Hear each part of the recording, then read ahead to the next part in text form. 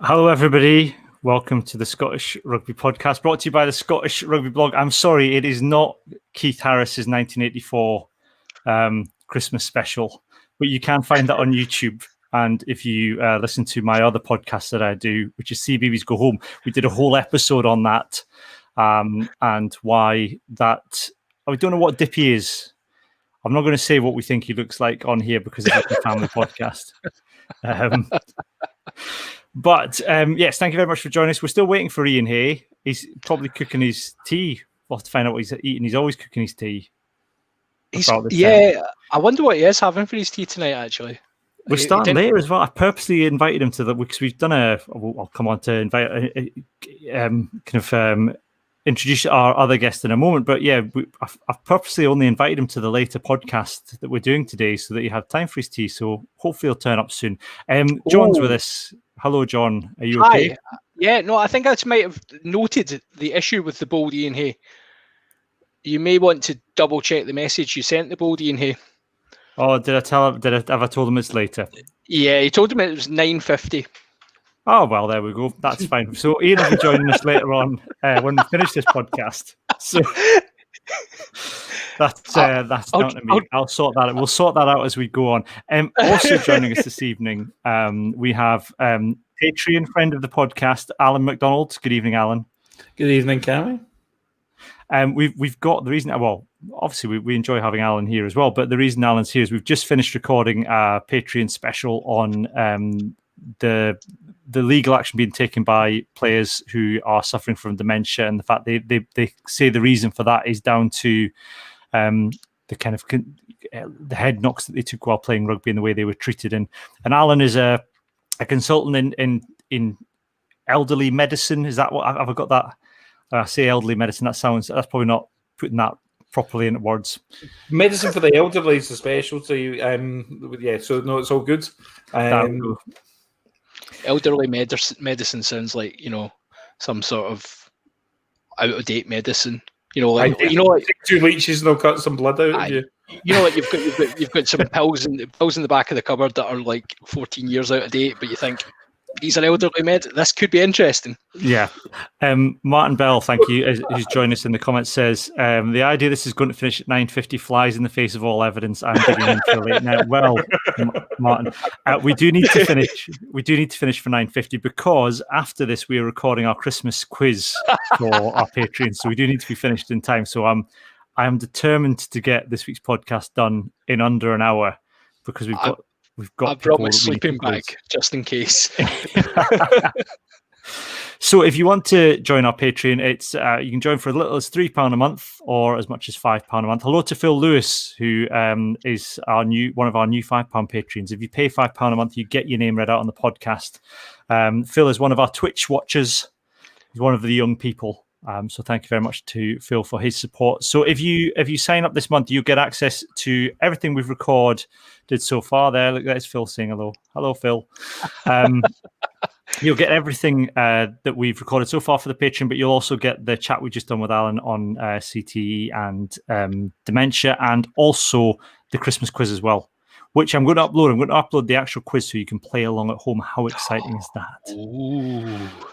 What we are doing this evening, though, is because it is a Christmas special, and it's been a horrendous year this year. Someone wished me, my big boss at work today wished me a Merry Christmas and a less eventful New Year, which I thought I might start using that.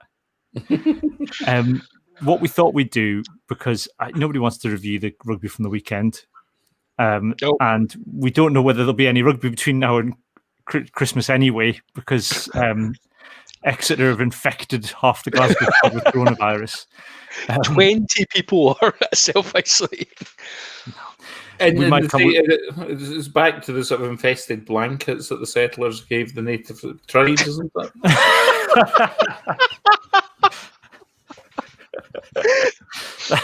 They're just, for once, you see, Exeter are finally kind of getting payback for Indigenous peoples. They're on the right side of history right now. Just right now, yeah. Maybe this has all been playing a long game. Maybe that's what they're doing. So what we thought we'd do tonight is we're going to do a review of the year, but we're doing a review of the year through the medium of Hands in the Ruck. And do you know what? Just for the hell of it, let's stick the jingle on. Hands in the ruck, who has got their hands in the ruck? Hands in the ruck, hands in the ruck, who has got their hands in the ruck?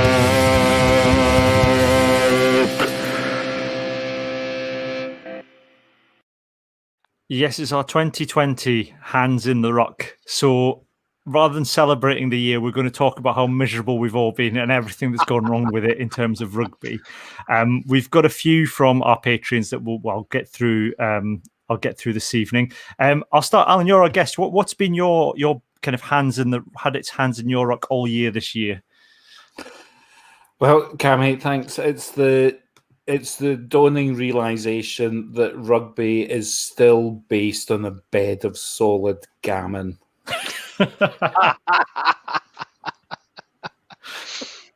You think it's getting better. You speak to people that are of the same sort of idea as yourself, and then you take one foot inside your echo chamber onto Twitter, and you suddenly realise that JB Beardmore is inexplicably popular.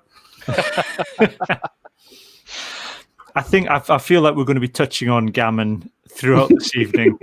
This entire, for a vegetarian, that's not something that I do very often, touch on gammon. But might be a podcast title on this, surely. a touch of gammon. A touch of gammon.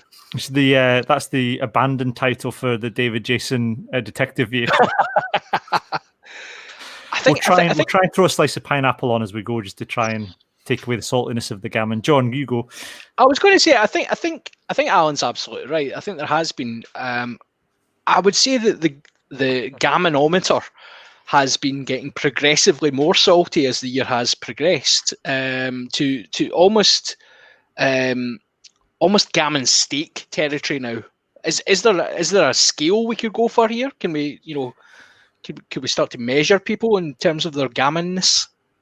Well, Tudor gammon crisps, right yep. Up to crisps, through to gammon steak. Yep. Through to a sort of Nigella boiled in Coca-Cola and coated in mustard, and then nice. That does sound. Where would Aldi's 14-pack of breaded ham sit on that scale? Between the crisps and the steak. Yeah, the Aldi, your Aldi breaded ham's definitely judging you for taking any.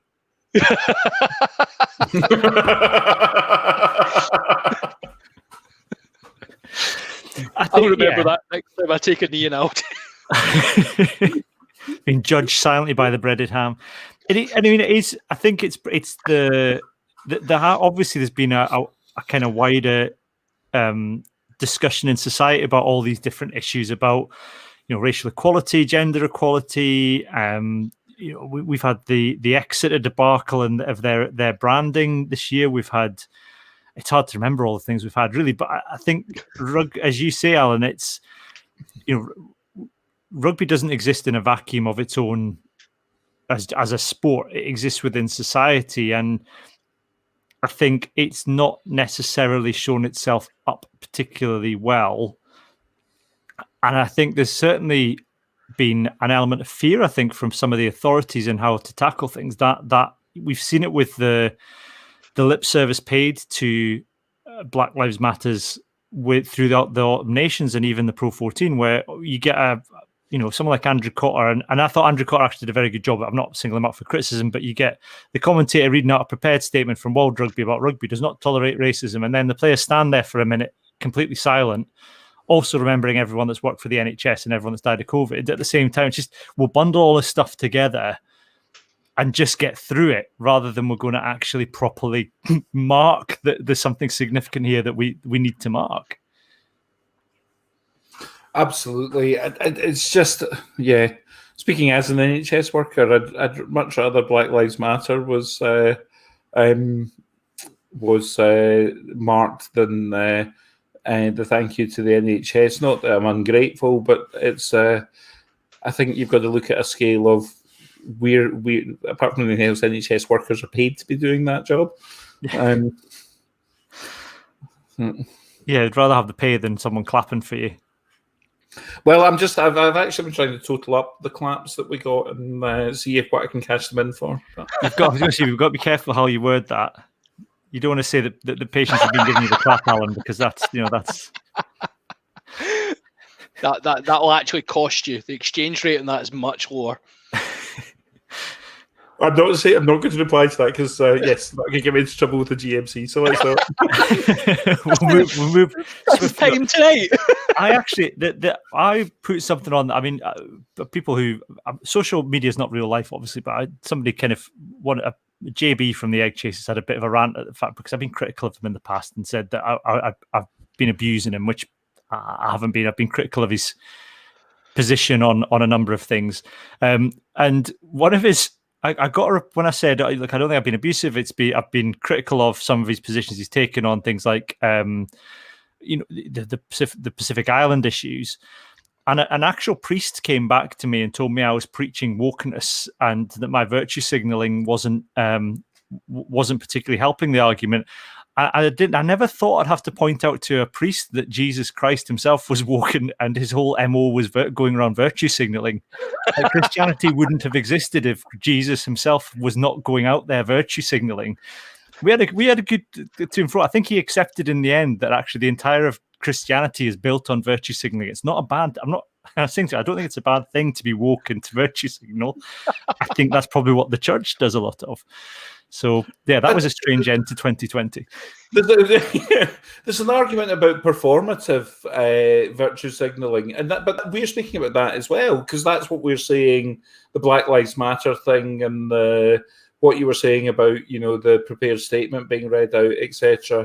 It's lip service being paid rather than, and that's performative virtue signalling, isn't it? You're just sort of saying, oh, look at us, we're doing this. And I think actually, and you've spoken about it a lot in the pod, just about, trying to actually do something about it rather than just saying, look, this is bad.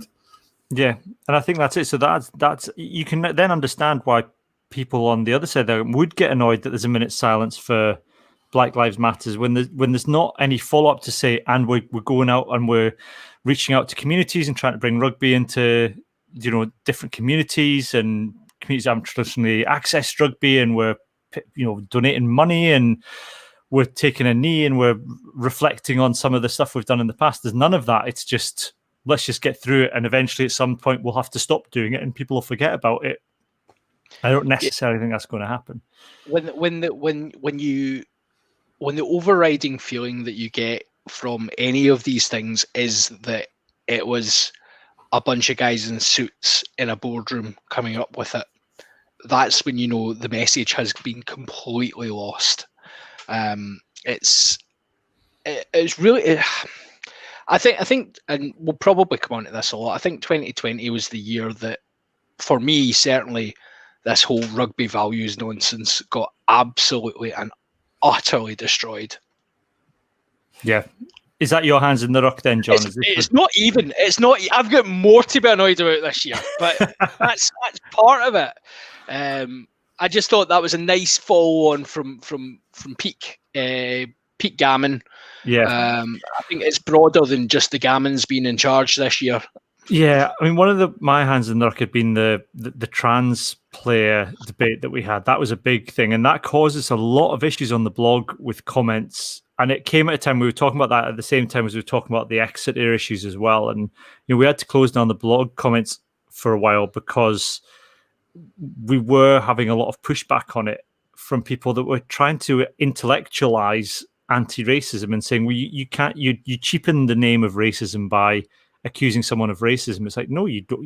To be anti-racist, you actually have to actively go out there and point out when people are being racist or saying something is, even if they themselves not racist, they're saying something that's racist. Otherwise, you're just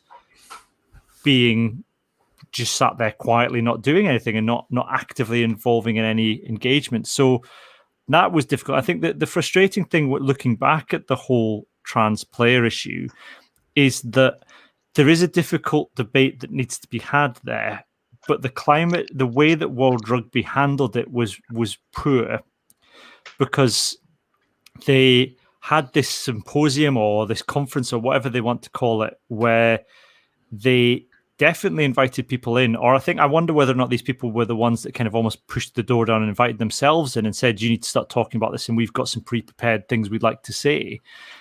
People with a definite agenda and a proven agenda had come in and started to present this, that women are at risk from trans women coming in playing the rugby as a sport. And although there were, I understand there were trans women within the room, they weren't invited to put forward their own presentations. So that's the first thing, the way that it was conducted. Then say, right, we're going to go away and review it, and just then say it's a complete blanket ban. Not that we're going to look at it from a professional level and, down in the community level, it's a case by case. It's an absolute blanket ban. And then to go, the heartening thing was that the RFU and the SRU, and I think a number of other unions said, no, we're going to take it under review, but we're going to keep our current policy, which we think works, which is, you have to lower your testosterone levels for a period of 12 months and be subject to regular medical review, which is, that's an invasive thing to have to go through to play a sport in the first place. So I think it comes back to you saying, John, it doesn't smack of rugby values and rugby respect and rugby as a sport for all when you're saying to a marginalized section of the community, except for you, it's not for you. And I'm not saying there isn't a debate to be had about, player safety within that, but the starting point within that has to be that you accept that trans women are women. And I'm not necessarily sure that everybody within the room where World Rugby were discussing it would hold that viewpoint. Yeah. Is there any more gammon we want to get out of the way before we kind of try and move on? We're totally going for a drearily woke review, aren't we? Yeah. I mean, we what was it we decided amongst ourselves that we the collective of woke is wokies. Wokies. So we are a bunch of wokies. Is there more gammon? Who is the gammon that Ian called out recently? He was going after Pete Gammon. It was Gammon of the Year or something he announced. Pete Gammon, that's an unfortunate name. Or Peak Gammon, did you say? Yeah, I mean, if his name was Pete Gammon, that would have been good. Oh yeah, no, it was on the back of the concussion stuff. It was someone saying that they were just after a payday. Yeah, basically, yeah, and something along the lines of, "Oh, this is the type of, it's all illegal culture we're in nowadays," and I'm not surprised. Yeah, we'll let's move on, and we'll talk about some actual rugby, and then we'll probably circle back to this at the end just to round off. We've got a couple from our super secret Patreon social media channel. everybody's talking about the exodus from Edinburgh and Glasgow, basically. I think it's more a Glasgow exodus, that everybody's very upset that Adam Hastings is gone, that it's not Mark Dodson that hasn't fancied a move to France or the Premiership. I'm going to have to give credit to, thanks to Hamish Allen for that comment. I did enjoy that. I mean, one of my hands in the ruck, John, I think, I'll start with you, John, is I'm a bit frustrated, I think, in the last few weeks about people maybe not really fully appreciating the financial position that the SRU is in, given coronavirus. And I think Richard Cockrell was saying that, you know, the English clubs have got, and French clubs have got a march on the SRU when it comes to contract negotiations. And also they've got money to burn, it seems. Yeah, I mean, I think Cockrell's been a wee bit cheeky there in suggesting that. I think they have more money than perhaps the SRU are able to put into both pro clubs, and I totally agree with you. I think what the coronavirus situation has done is it's really exacerbated some of the recruitment issues that both pro clubs have faced. You know, you think about Edinburgh with the John O'Lance visa issues that meant they basically have Big Yakko and a child at 10. And then Glasgow, who haven't recruited a fullback in 14 years, it seems.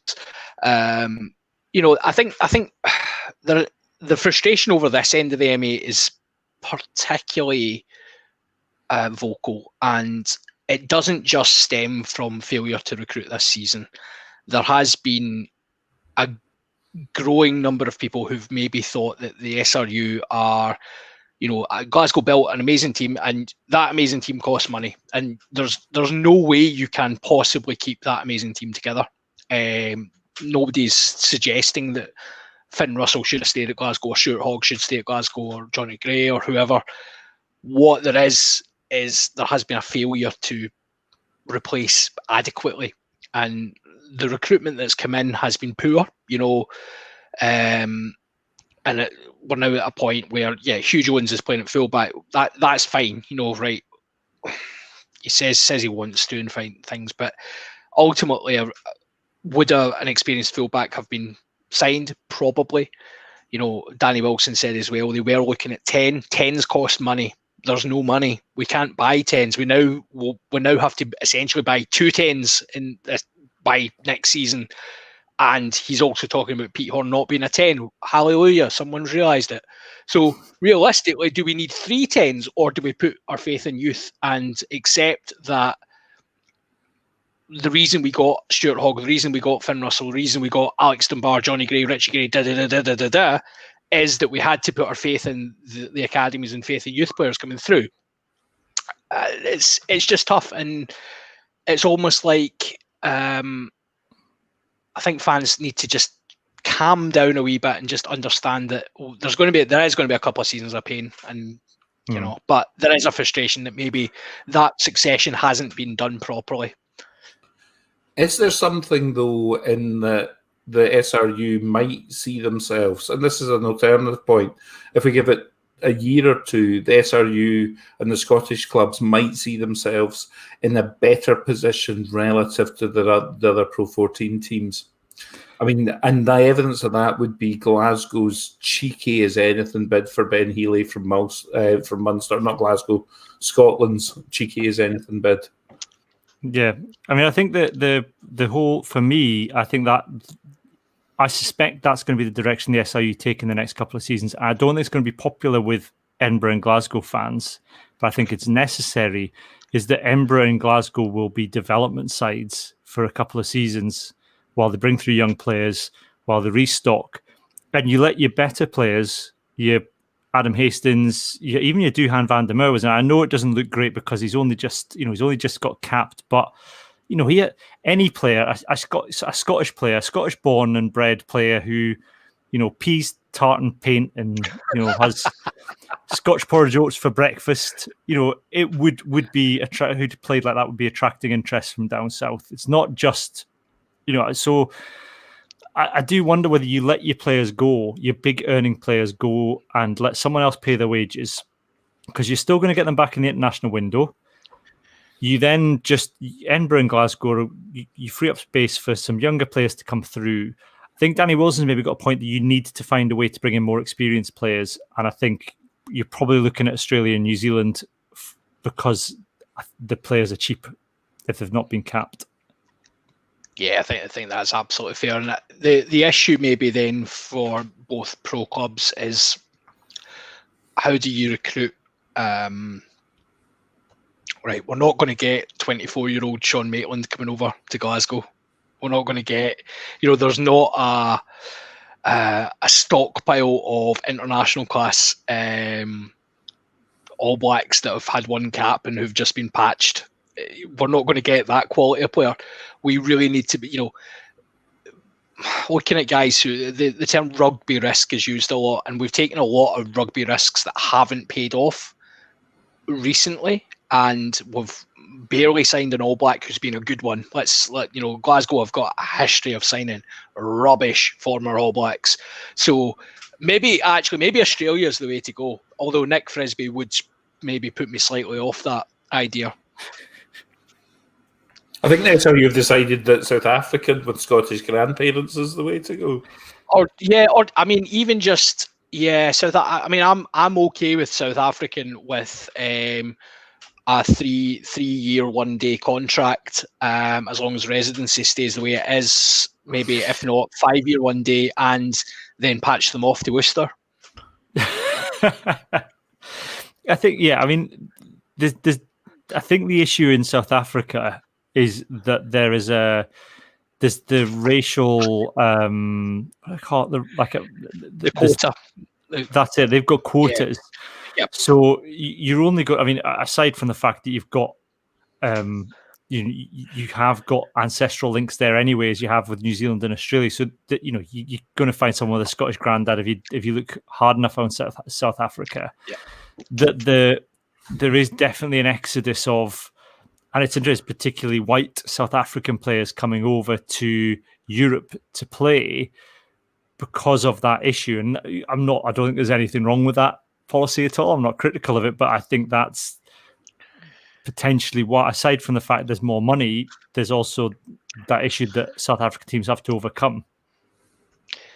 Yeah, the quotas are quite problematic, and people do talk about, younger players in particular talk about moving abroad to not be part of that and not have to, you can understand there's a frustration that if you're being overlooked because the country's has put in rules that mean, it would be difficult for you to get a game, then you can understand trying your luck elsewhere.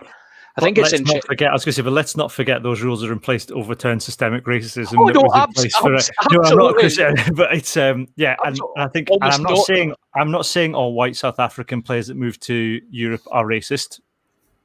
No. Let's move on. Yeah, I think it'll be interesting as well to see what impact, and I don't want to get too political here, but what impact Brexit will have. And I think Scottish clubs are actually probably quite well positioned in that. So we were trying to work out recently if Glasgow had a French player sign for them at any point in their history. And we're thinking a lot about European players in particular playing at the kind of, obviously a couple of Italians. We've had Favaro and we've had Leonardo Sarto, who were both really interesting signings because they were both national team players at the time. So it wasn't like, you sign non-Scots qualified players to get the benefit of them during the Six Nations, during the international windows. But both of them were available for Italy. So it seemed like just strange signings. So my guess would be that, and I'll throw this to you, that for a French player particularly, you're probably going to get the same money in the D2 as the SRU is going to come and be a squad player. Probably even more in the D2, French D2, I would imagine. Well, yeah, because we've got, what was it, Alistair Strawcosh and Johnny Beattie spent like a fair whack at the end of their careers in the French D2. And I get that their families loved it over in France, etc. But that'll be because they were getting more than they would have got at Glasgow, I would have thought, or at Edinburgh. Did you happen to see John Beattie's line on the French national anthem during the World Cup draw? No. So they done this really cringy thing where at the end, like towards the end of the show, they started singing La Marseillaise, and off they went. And they cut to loads of different rugby players and former rugby players who were singing a line of La Marseillaise. And there's some interesting interpretations of the anthem, that's for sure. Scotland were represented by the bold Laidlaw himself, Greg, who sang a beautiful line. We know Greg has pipes, so he sang a beautiful line, and obviously he'd spent time in Claremont, so it made sense. And then John Beattie got a line as well, and he was standing in front of, I don't even know where he was. It was very sunny. It looked lovely, and he had this like monotonous, horrendous line of vocal. It was dread. Kelly Brown, he is not. So that's Johnny Beattie Jr., is it? It's JB Jr. Yep. Yeah. That whole ceremony, that's another Hands in the Ruck. That ceremony did not need to take as long as it took. For anyone that watched the World Cup draw 2023 took place this week, and they brought out who I can only assume is a procession of famous French people who were the cheapest to get on Cameo, because I'd never heard of. They said here France's most famous France's most famous chef, and I'm thinking, oh, Michel Leroux, or someone famous I've known, and it's just blah blah blah blah blah blah blah. It's like, all right, never heard of him before. I loved that I love that the presenter kept reminding them all that it was a Frenglish ceremony, and that they could choose either language. And of course, in pure French style, they were like, in France, I speak French.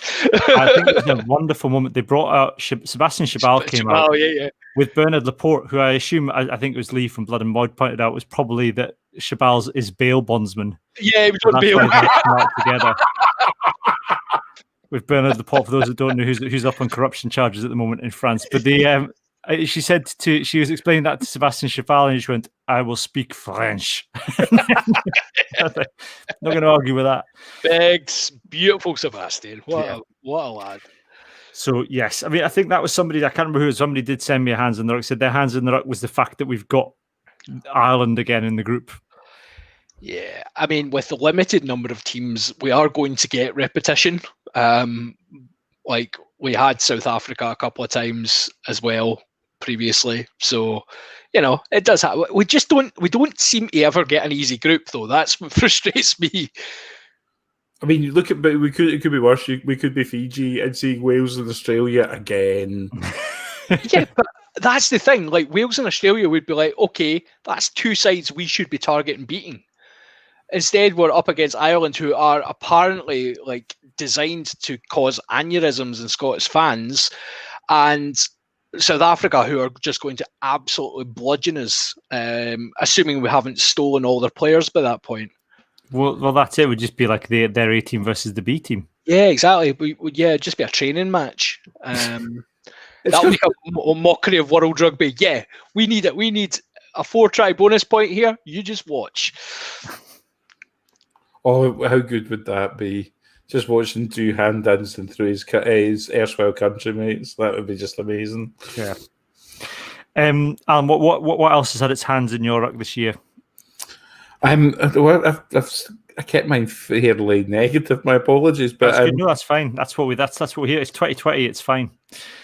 People moaning about there being no rugby, and then there being rugby, and then people moaning about it being on Amazon Prime, and then about it not being very good. Yeah, I've never felt more like an angry parent in the front of the car. But I've got you an ice cream. What more do you want? I wanted a flake as well, and I wanted it to be free, and I didn't want to cost it $5.99 and get free delivery on. Yeah. The Premier Sport, and you get all your Christmas presents delivered the next day. What's not to, well, other than funding Jeff Bezos, what's not to like? Yeah, we've had a comment. Ryan Cobain, actually, who's watching. Hello, Ryan, has said, so Happy New Year to you too, Ryan. He says, hopefully this year will bring fans and a bigger revenue stream off the back of a fairly successful, if slightly biased, Amazon Prime venture into the sport. I thought overall the coverage was good. I think the package was good as well. The fact, I mean, aside from the fact there was it was a bit spoilery the way that when you went into the day after and it said, here's the match, and then here's each try that was scored in the match, and you could work out the score and see who scored first. But I worked out in the end, if you just covered that with your hand, you had to cover the telly with your arms at a certain place, and you could skip that bit. But I mean, the coverage is good. The interesting thing, I think, going into 2021, because apparently BT have Premiership Rugby have knocked back BT bidding 30 million for their rights, is what happens with CVC now, because one of the kind of, I don't know, it's a conspiracy theory or the rumor that were going around is they were going to try and bundle up all of rugby from the Six Nations to Premiership to the European Cup to Pro 14. You bundle it all up and you sell it to one person.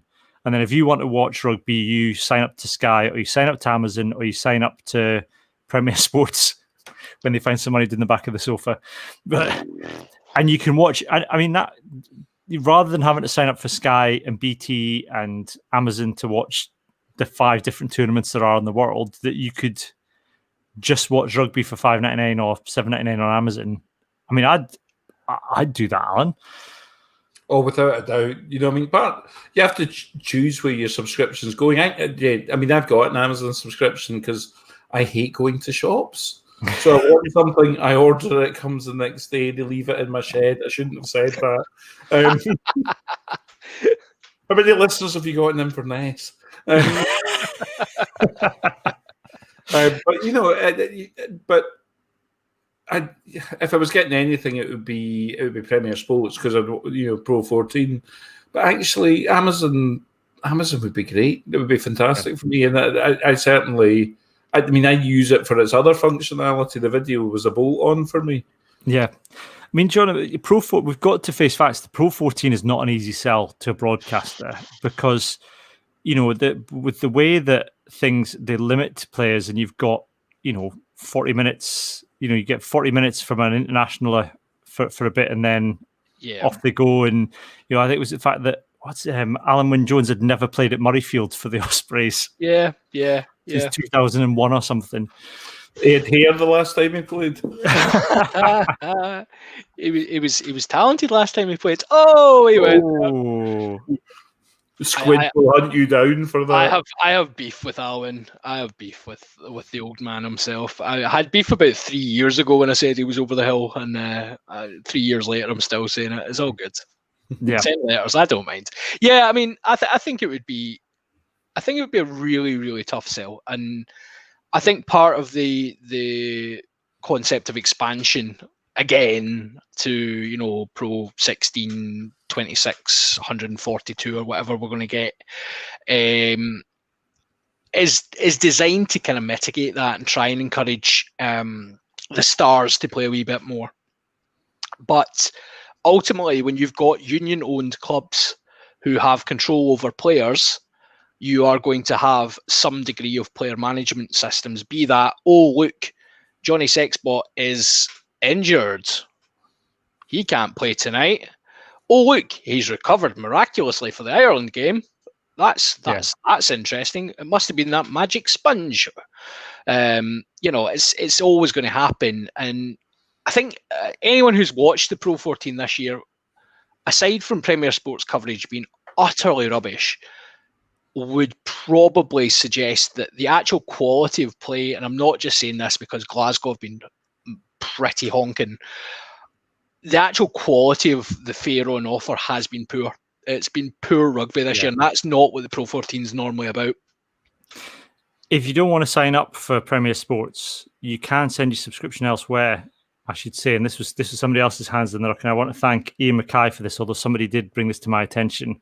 You can subscribe to James Haskell's OnlyFans account, where he's selling adult content with him and his wife. He is, yeah. He has James Haskell and Chloe Madeley, and you may recognise that surname because she is the daughter of Richard and Judy, have set up their own OnlyFans account. Now, for those that don't know, OnlyFans is how to explain this on a family podcast. It's a way in which people can get money for being naked and doing naked things on the internet, and people will pay them to do that.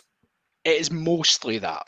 Let's be very accurate here. It is. Careful, John. Your wife watches this. You don't want to look like So, you know more about OnlyFans. I'll be absolutely honest with you. I knew nothing about OnlyFans and I hope my wife has been dipping into the podcast. She sent me a bunch of ham puns actually that I'll try and get in later on. But Nice. I know, right? But I was not aware of OnlyFans until about a month ago, and my wife told me about it and explained what it was. And she actually explained it under the concept of it's one of these places where you can give content. It's kind of similar to Patreon, actually. Yeah. And then I was like, but it's not. It's not used for that. I mean, technically, we could, if people wanted to pay us more, we could offer it. I'm not going to. I'm not. I mean, that's over with your Manscaped sponsor. Well, there we go. I know. Yeah, that didn't go. That hasn't gone particularly well, but there you go. So yes, I think if there's a market out there for it, I think the fans drive us. We don't just do this for ourselves. We want your interaction. So if this is what the fans want, they need to tell us. Get those £5 subscriptions in. Phil Lewis has pointed that is a big no-no on Twitch, so yes. Well, that's debatable given some of the people that were on Twitch try to contact us. Yes, we've had lots of the Russian sex bots do love the comment section on Twitch. Followed every one of them on Twitter. Yeah. That's been a good run through 2020. I think we've covered pretty much the main talking points. The lack of rugby and the fact that people moaned about the rugby when it was on. We've covered gammons sufficiently. I think it's been a good run through 2020. We've come in just over 40 minutes. We could have gone on for longer. We won't. Do you want John wants to start us off with the ham puns? Do you want some gammon puns? Go for some gammon puns to see us off. So next time we get beaten by Ireland, we can use we got hammered. We could then say even Ham Solo couldn't have saved the day. This one's for Adam Hastings leaving. We could how am I supposed to live without you? And that's what I've got. So there you go. This is what you guys come along for. This is the top quality chat. Yeah. Come for the rugby, stay for the ham puns. That's it. Yeah. I was going to have one last rant about something rubbish in rugby, and it needs to die with fire next year. Go on, I'll allow it. And that is the Caterpillar box kick wars.